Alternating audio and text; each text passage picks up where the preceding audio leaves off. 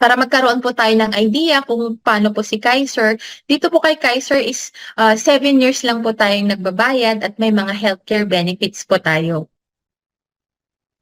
Then, meron din po tayong 13 years waiting at may mga healthcare benefits pa rin po tayong makukuha po dito. Plus, meron din po tayong 20 years na insurance coverage.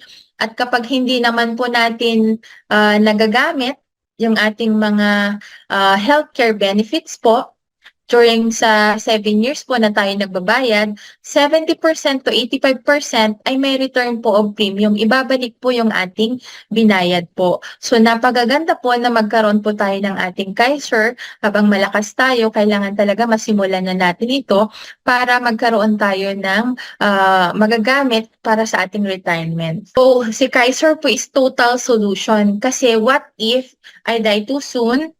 Meron na po itong life insurance. Then what if I live too long? Andyan po si healthcare at may investment na po ito.